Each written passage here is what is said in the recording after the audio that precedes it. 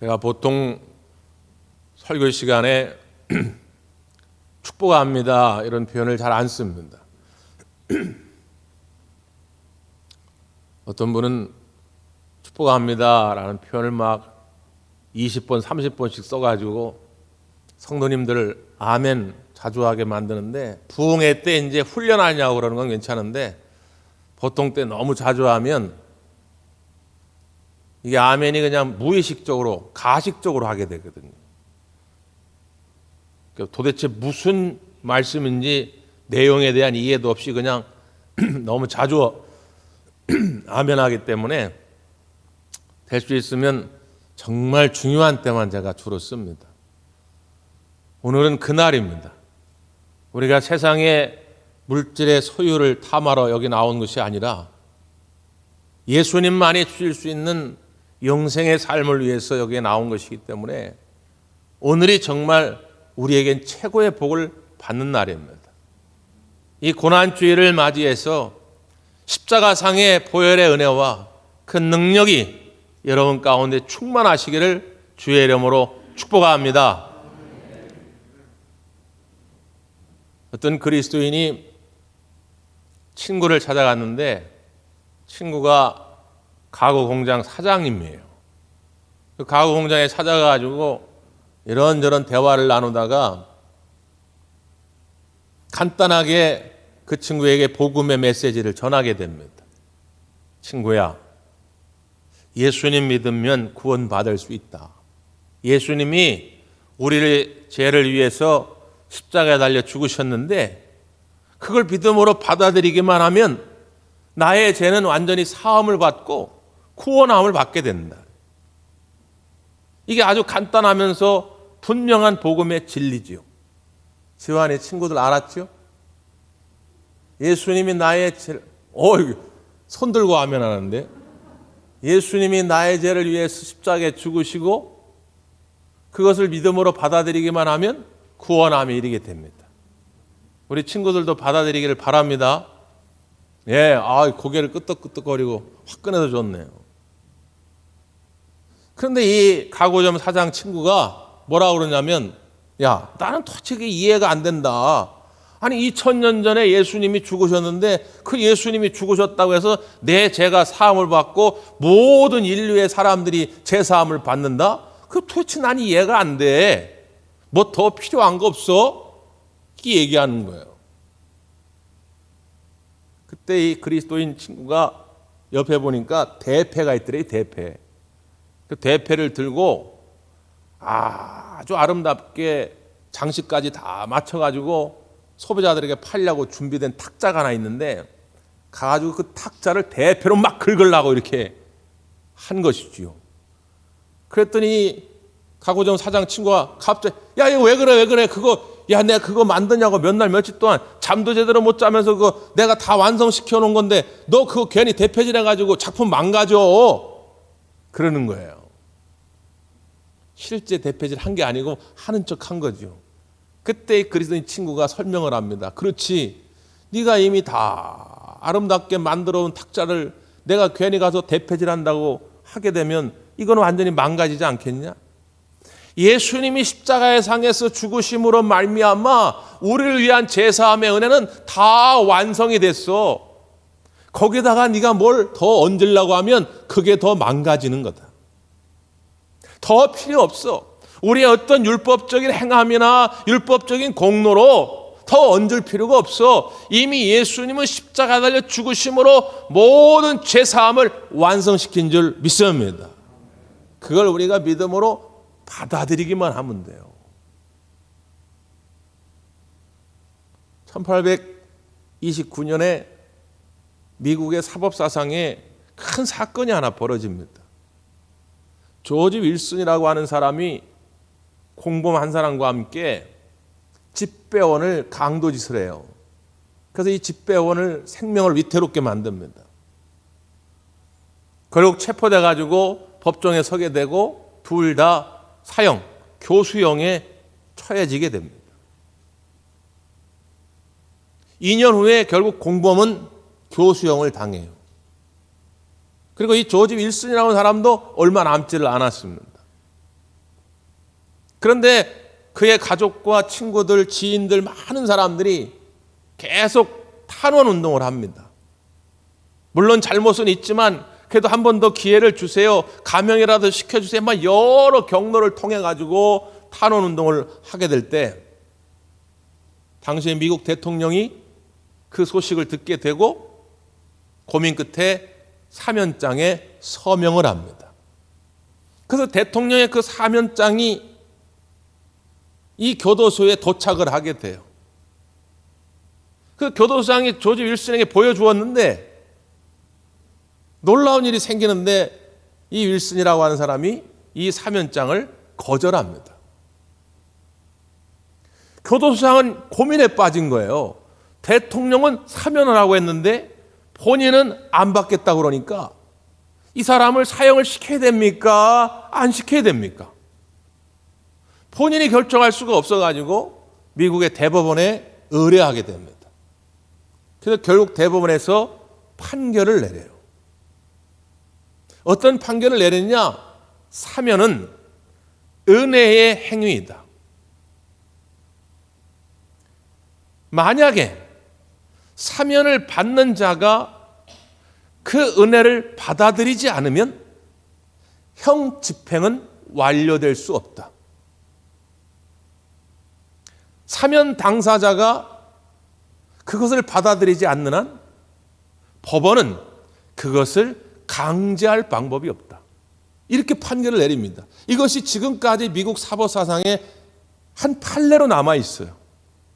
대통령만이 사면 권한이 있는데 대통령이 사면권을 행사해서 야, 너 이제 나가, 교도소에 나가. 그런데도 불구하고 당사자가 나는 죽어 마땅한 죄인입니다. 난 안 나가겠습니다. 나 그냥 사형 당할래요. 그러는 한 이걸 어떻게 강제할 방법이 없다. 예수님께서 오늘 우리의 죄를 다 사면하기 위해서 십자가에 달려 죽으셨습니다. 내가 뭘 잘해서가 아니에요. 우리의 생각이 선해서가 아닙니다. 예수님의 은혜로, 하나님의 은혜로 우리에게 사면을 선언하셨는데 우리가 믿음으로 그걸 받아들이지 않으면 우리에게 제사함의 능력이, 구원의 능력이 임할 수가 없어요. 괜히 다른 어떤 것을 갖다 덧붙이려고 하지 말고 그저 우리 예수님의 십자가의 은혜를 순수한 믿음으로 받아들일 수 있는 여러분 되시기를 간절히 바랍니다.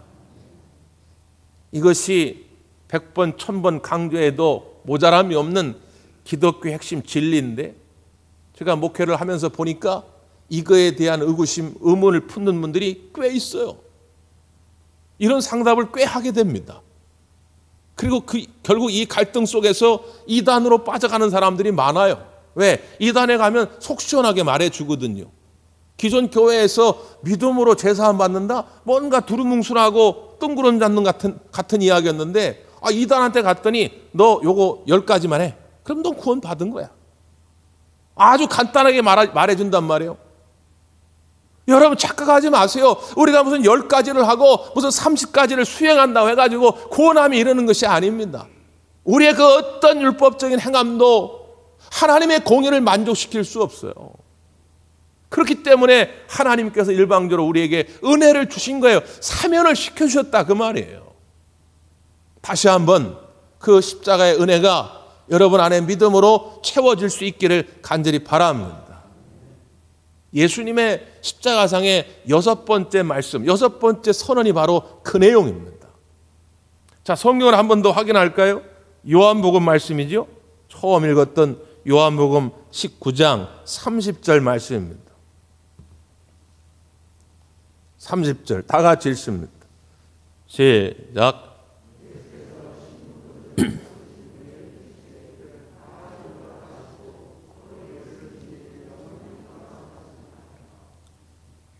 여섯 번째 말씀은 뭡니까? 다 이루었다. 우리말은 두 단어로 이루어져 있죠. 영어 성경에는 it is finished 세 단어로 되어 있습니다. 근데 헬라어 원문 성경에 보면 한 단어입니다. 테텔레스타이. 테텔레스타이. 한 단어예요. 다 이루었다. 이 테텔레스타이라고 하는 단어가 언제 쓰여졌느냐? 성서학자들이 연구해 보니까 예수님 시대에 일상의 삶 속에서 많이 쓰여집니다.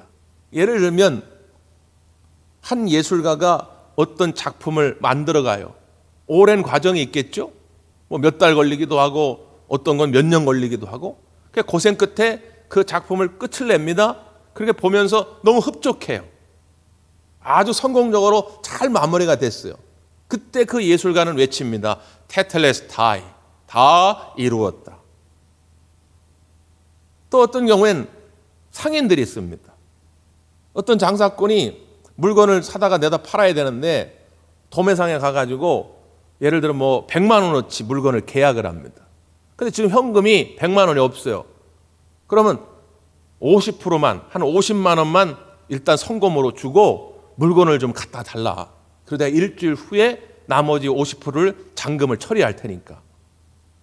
그래서 물건을 받습니다. 그리고 일주일 후에 잔금 50만 원을 지불하게 돼요. 그럼 완전히 빚을 다 갚게 되죠. 그때 이 상인이 선언하는 거예요. 테텔라스타이, 다 이루었다. 빚을 다 갚았다. 그런 뜻이죠. 그리고 예를 들면 집에 종이 주인이 뭘 시킵니다. 그럼 부지런히 그 심부름을 해요.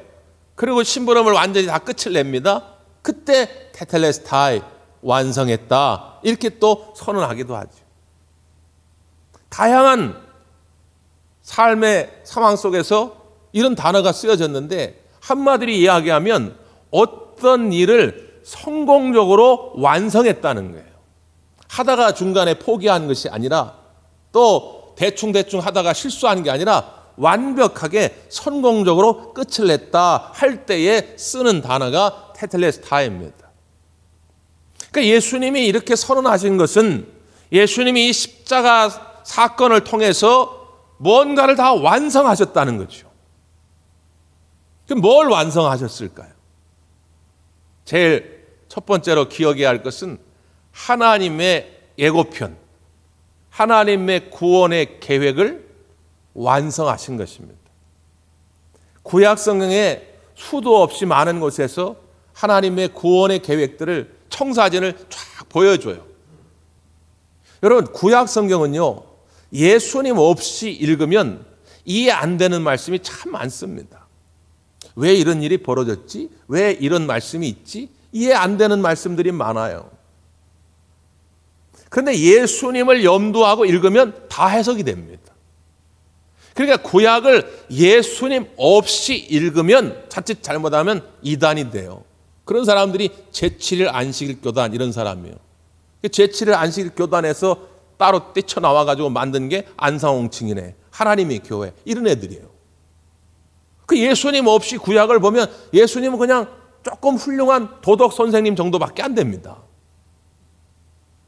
사실 창세기 1장 1절부터 말라기 끝절까지 모든 게 다 예수님을 향해 있어요. 특별히 예수님의 이 십자가 사건. 그래서 하나님의 그 예언의 말씀이 그냥 허투루 하신 말씀이 아니라 약속한 것은 반드시 성취하시는 하나님임을 보여주는 사건이 바로 이 십자가의 사건입니다. 특별히 어떤 면에서 그러냐면 구약 시대에는 많은 제사와 많은 제물들이 필요했어요. 우리의 제사함을 위해서 말이죠. 그런데 여러분 생각해 보십시오. 이스라엘 백성들이요, 1년 내내 준비합니다. 소나 양을 잡아가지고 하나님 앞에 제물로 드려야 되니까 1년 내내 준비해요. 왜? 하나님 앞에 흠 있는 제물, 점 있는 제물, 뭔가 부정한 제물은 드릴 수가 없어요. 그래가지고 그냥 애지중지 기릅니다. 근데 여러분 그게 뜻대로 안 돼요. 1년 동안 키우다 보면 말이지 다치기도 하고 병들기도 하고 점이 생기고 흠이 생기고 그렇게 됩니다. 요즘은 편해가지고 우리가 그냥 화폐로 준비되지 않은 마음으로 왔다가도 그냥 지갑에 있으면 대충 10,000원짜리 꺼내가지고 드리고 그러지만 옛날 이스라엘 백성은 그렇게 할 수가 없어요. 1년 내내 제물을 준비합니다. 그런데 그 제물에 흠이 생기게 되면 얼마나 그게 실망이 되는지 몰라요. 낙심이 되는지 모릅니다. 또 얼마나 많은 죄를 짓는지 양 한 마리 가지고 되지를 않아요. 소 한 마리 가지고 되지를 않습니다. 감당할 수가 없는 거예요. 그런데 우리 예수님께서 단 한 번의 이 제사, 단 한 번의 이 희생 제물이 되어 주셔서 더 이상은 우리가 소나 양을 잡을 필요가 없게 됐어요. 이제는 하나님께 드리는 제사함을 위한 제사와 제물이 단 한 번에 완성된 줄 믿어야 합니다. 그게 바로 이 십자가의 사건이에요. 그러므로 예수님께서 완성하신 이 제사함의 사건을 더 이상 우리가 거기다 뭔가 덕지덕지 붙여가지고 이 십자가의 은혜와 능력을 무력화시키면 안 됩니다. 이제 우리가 다시 한번 그 십자가의 신비, 그 은혜를 깨달았으니까 여러분 순수한 믿음으로 그 은혜와 능력을 받아들일 수 있기를 간절히 바랍니다. 이렇게 말씀드리면 또 어떤 이들은 오해해가지고 십자가의 은혜를 너무 값비싸게 여기는 사람들이 있어요. 뭐 내가 그럼 아무것도 안 해도 다 용서해 준다니까 에이씨 그럼 대충 막 살자. 또 이렇게 얘기하는 사람들이 있어요. 이런 사람들을 이제 신학적으로는 도덕 폐기론자, 율법 폐기론자 이렇게 얘기합니다. 그것도 하나님의 의도가 뜻이 아니지요. 여러분 예수님이 아무 조건 없이 나의 제사함을 위해서 다 완성하셨다면 이제 우리도 그 은혜에 감격해서 어떻게 살아야 되느냐? 내 인생을 다 정리할 때 우리도 예수님처럼 테텔레스타이 다 이루었다 선언하고 끝을 낼 수 있어야 됩니다. 2022년도도 마지막 마감할 때 하나님 1년 동안 주 안에서 맡겨주신 일 제가 다 이루었나이다. 이렇게 끝을 낼 수 있어야지요. 옛날 1946년에 미국의 전국 복음주의자 연합회라는 기관이 있었는데 그 복음주의자 연합회에서 하나의 기고문을 발표합니다. 그건 뭐냐면 앞으로 아주 가능성 있는 이전에 D.L. 무디 같은 위대한 전도자가 될 사람이 누구인가. 그래서 글을 발표하는데 그때 첫 번째로 꼽은 인물이 누구냐면 척 템플턴이라고 하는 사람입니다. 척 템플턴은 젊은 나이에도 아주 명설교가였어요. 그의 설교에 많은 사람들이 감화 감동을 받습니다. 그래서 그 복음주의자 연합회는 이 척 템플턴이 앞으로 미국뿐 아니라 전 세계를 위하여 크게 쓰임받을 전도자가 될 것이다. 이렇게 예상한 것이죠. 실제 이 템플턴은 똑똑했습니다. 그런데 그의 그 똑똑함이 오히려 그의 지적 교만으로 발전하게 되고 그는 훗날 결국 하나님을 알 수 없다. 하나님을 만날 수 없다. 이렇게 얘기하기를 시작합니다. 그가 마지막에 썼던 책의 제목이 뭐냐면 하나님 굿바이. 하나님 안녕.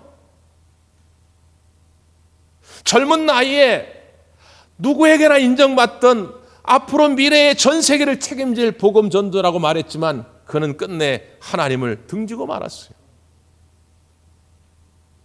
그런데 같은 시기에 이 템플턴과 함께 복음 전도 사역을 시작했던 젊은이가 있었습니다. 빌리라고 했어요. 시골 촌뜨기라고 놀림받았습니다. 설교도 그렇게 썩 잘하지 못했어요. 사람들한테 그렇게 호감을 많이 주지 못했습니다. 그런데 그는 겸손함으로 주님께 늘 매달렸어요. 그가 훗날 누가 되느냐? 빌리 그레함이 됩니다. 우리나라에도 여러 번 와서 우리에게 영적인 영향력을 미쳤죠. 처음은 별 볼 일 없었으나 그는 끝까지 죽는 그 순간까지 주님 앞에 쓰임받다가 다 이루었다 결산하고 주님 품에 안겼습니다.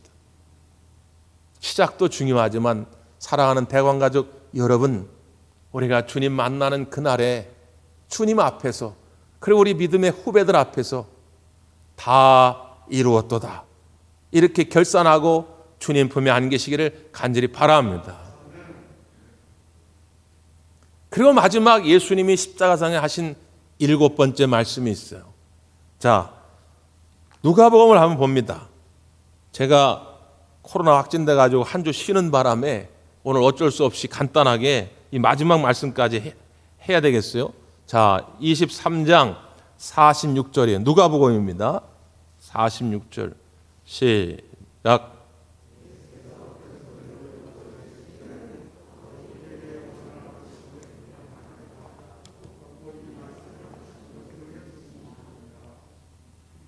예수님이 십자가상에 하신 마지막 말씀은 뭐지요? 아버지, 내 영혼을 아버지 손에 부탁하나이다. 한번 따라서 하시죠. 내 영혼을 아버지 손에 부탁하나이다. 제가 늘 말씀드리죠. 제 예언은 백발백중입니다. 제 예언은 틀린 적이 없어요. 제가 늘 하는 예언이 뭐죠? 여러분은 죽습니다. 예외가 없어요. 다 죽습니다. 그러면 누군가는 하여튼 죽게 되는데 그 죽음 앞에서 어떻게 우리가 내 죽음을 맞이할까를 준비해야 되지 않겠어요? 그때 우리가 하나님 앞에서 고백해야 할 말씀이 뭐라고요? 아버지여, 내 영혼을 아버지 손에 부탁하나이다. 예수님이 하신 마지막 7번째 말씀은 천국에 대한 확신의 말씀이었습니다. 미국의 한 대학 연구팀이 임종을 앞둔 사람들을 설문조사를 했어요. 그들이 죽음 앞에서 두려움을 가지고 있어요. 모두가 다. 그 두려움의 종류는 뭘까? 이걸 연구를 한 거예요.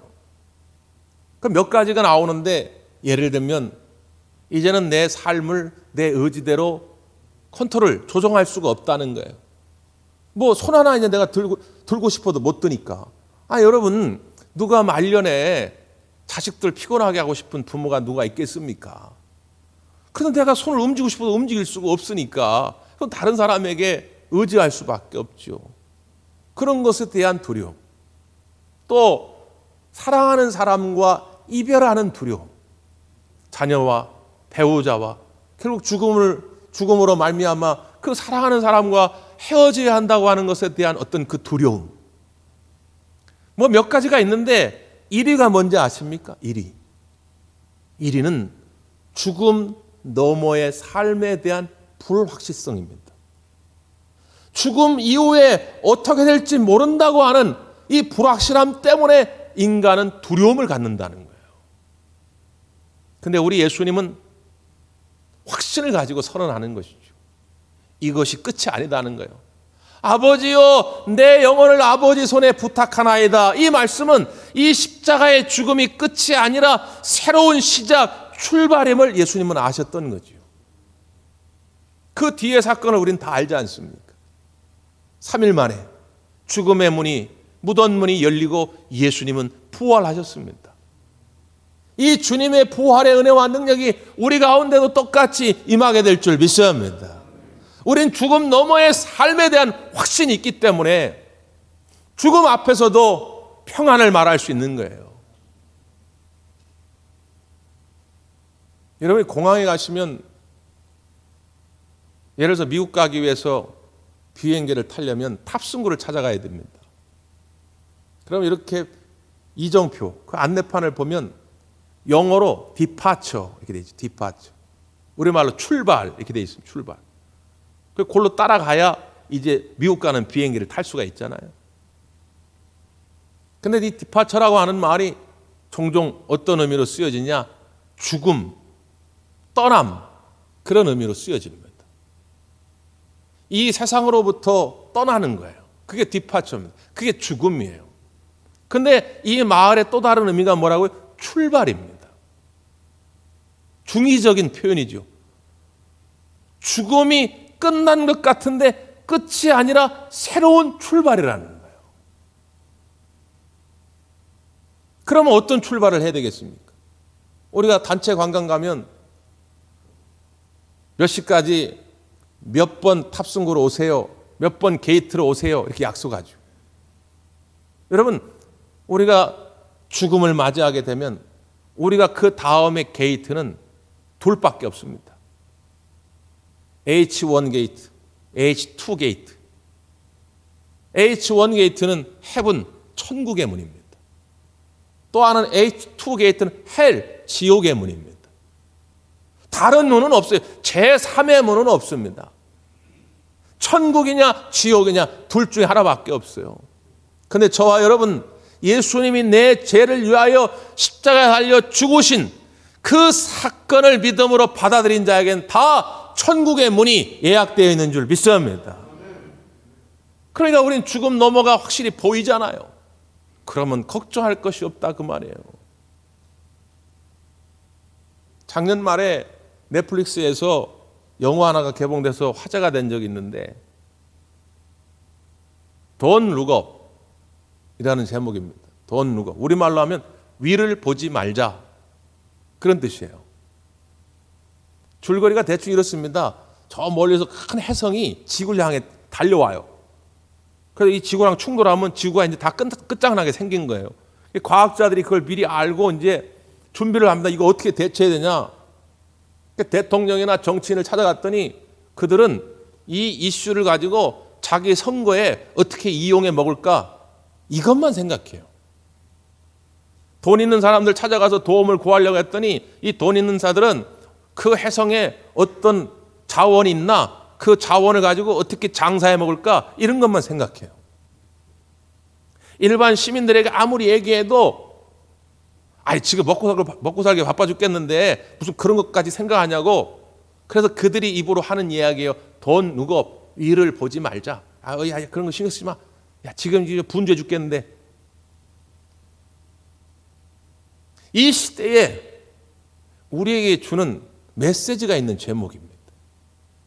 여러분, 우리 그리스도인들은 위를 보며 사는 사람들이거든. 이 땅의 것이 전부가 아니라, 여기가 내가 영원히 거할 처소가 아니라 우리의 영원한 처소는 저 위에 있다라고 믿는 사람들입니다. 그래서 우리는 날마다 찬송하는 거예요. 저 높은 곳을 향하여 날마다 나아갑니다. 빛나고 높은 저곳을 날마다 바라봅니다. 날마다 바라보는 거예요. 그렇다고 제가 여러분 무슨 시한부 종말론자가 되라는 게 아닙니다.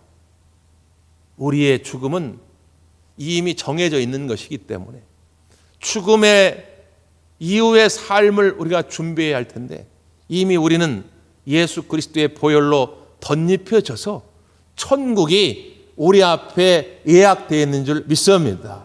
그러므로 두려워하지 말고 늘 우리는 죽음 앞에서도 아버지요, 내 영혼을 아버지 손에 부탁하나이다, 이렇게 고백하며 사는 거예요.